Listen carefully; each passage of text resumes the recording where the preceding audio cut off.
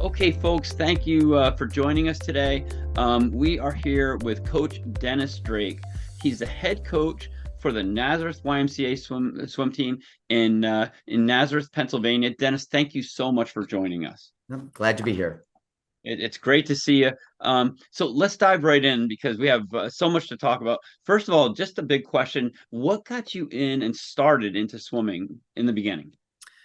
Uh, I was a swimmer myself in high school and college. I swam a little bit for one summer swim team, but that only lasted a couple of weeks when I was 10 years old. But it was mostly my experiences in high school and college. And my parents both swam. And so when I was younger, I didn't take any swim lessons, or even before I joined high school, I used to just watch my parents do laps and I try to imitate what they did.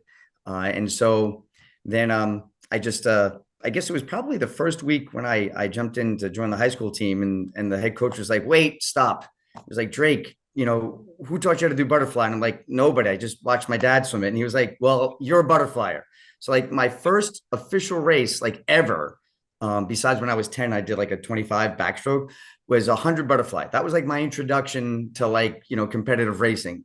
And so, but from that point on, it was just sort of the feedback and the drive. And I was fortunate to have, to be on a high quality high school team that really had a good focus on being a team and more than just, that just having the whole picture from the high school coach was also the swim coach was also the football coach. So we kind of ran the high school swim team the way we ran the high school football team. And so there's a lot of team bonding. There's a lot of focus on team play and sportsmanship. And so that kind of hooked me right into it. So, Dennis, I have to say, you are probably one of the most enthusiastic, upbeat people I've ever met.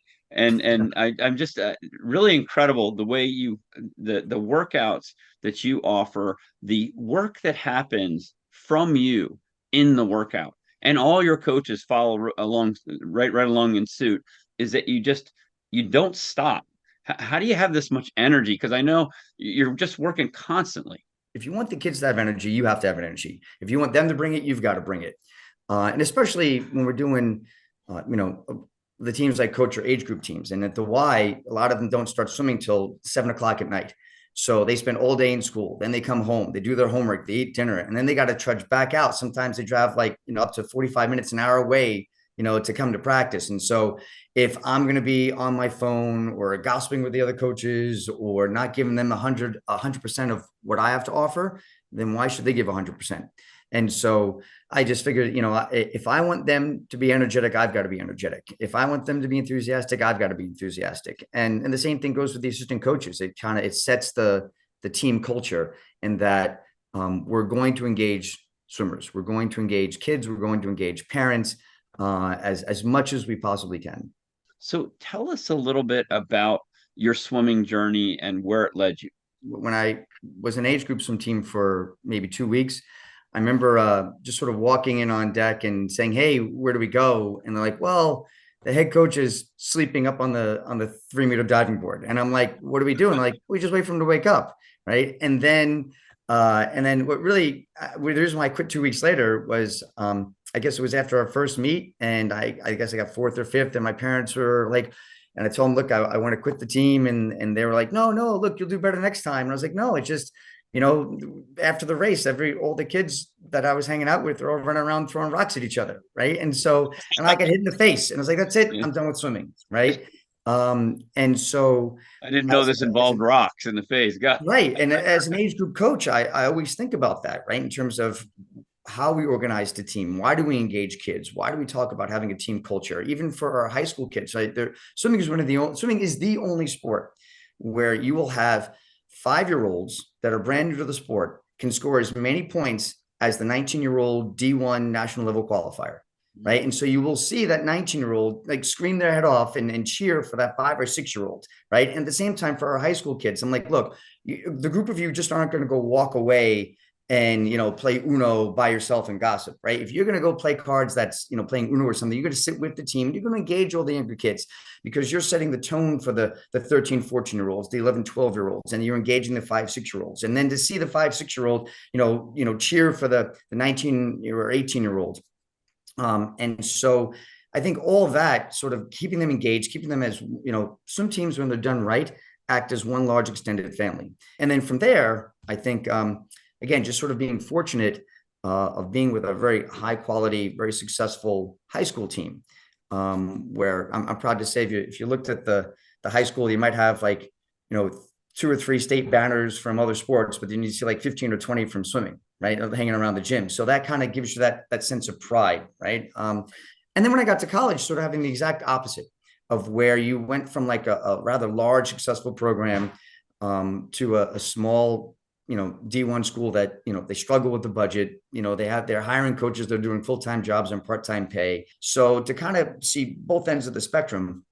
And then, so as a coach, I bring that in, whether you're a small, relatively unknown team that doesn't win a lot, or you're a large, successful team that wins a lot, whether you are dealing with 5 or 6-year-olds that are just beginning, to even sometimes 14-year-olds that are just beginning to, at the YMCA, up to 21-year-olds that are maybe going to nationals.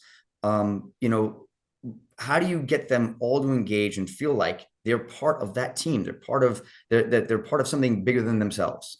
So, what are some of the challenges that you've had to overcome over the years of coaching? Well, one of the things that I thought a lot about, and it's going to sound a little awkward when I say it, but it's I think this is a common coaching frustration.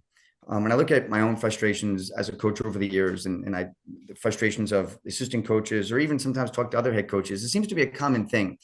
It's kind of what I call coaching talent versus athlete talent. And it's not, or you can say, or the talent pool available. So it's not the coach versus the athlete, but it's the idea that you can find quality coaching at any level. Every coach faces certain geographic limits, or economic limits, or demographic limits, or even it's a limit by the larger organizational structure you're in. You might coach for a school that isn't really all invested in creating a high quality aquatics program. You might coach for, a YMCA that is maybe not all in or invested in that. Or even in sometimes if you're coaching a rec team, the recreational committee and the local government may not really understand the swimming world. And what the needs are for swimmers. And so you face all those things. Some teams have, 8 lanes for 4 hours every night, and we have like 1.5 lanes for an hour, but we have just as many kids. How do you make that work? So there could be a lot of frustrations, I think, with coaches. And so whether you're looking at a higher level coach of, how do I attract and keep good swimmers, to a lower level coach has the same issue. How do I attract and keep good swimmers?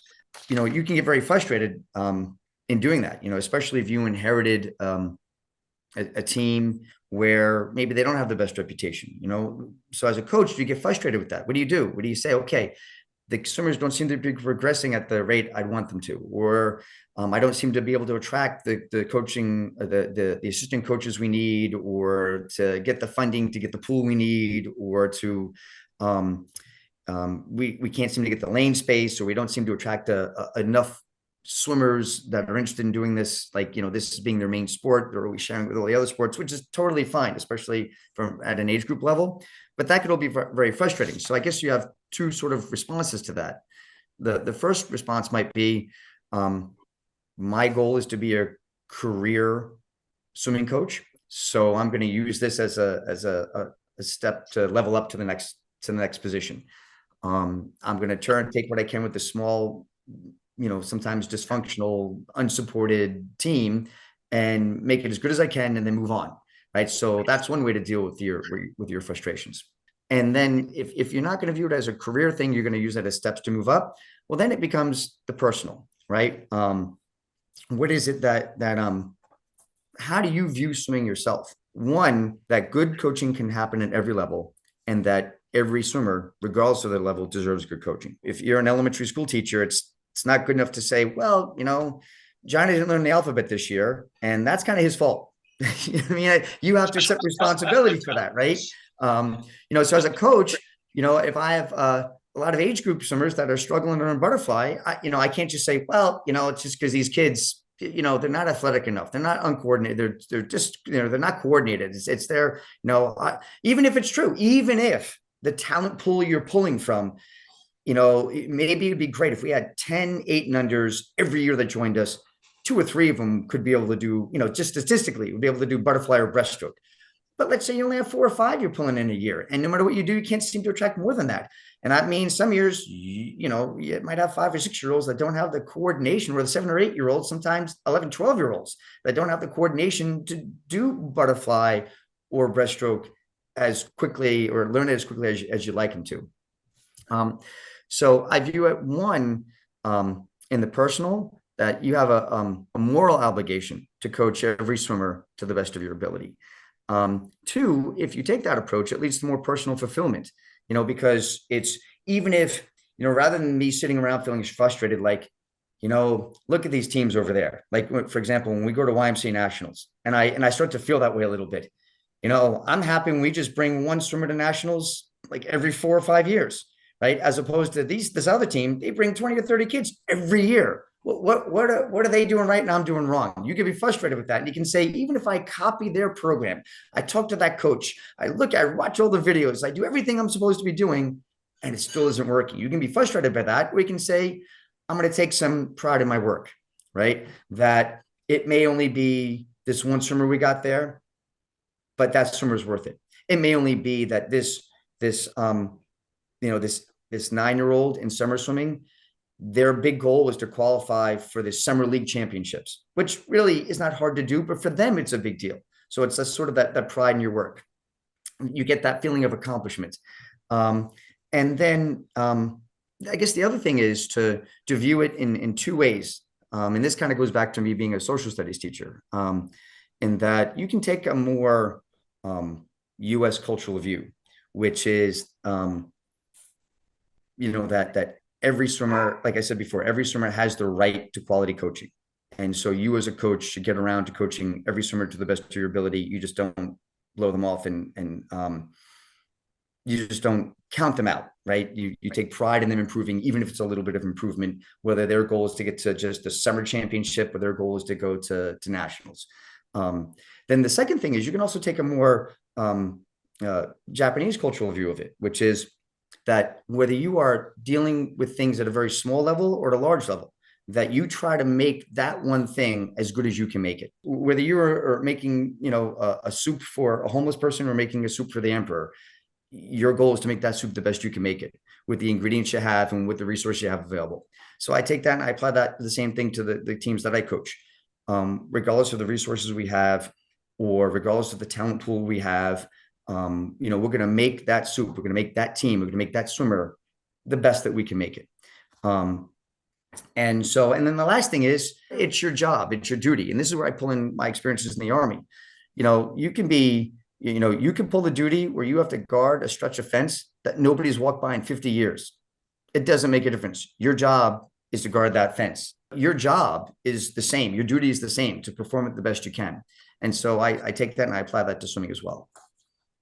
You can definitely see it. So what's more important in your opinion, passion or performance?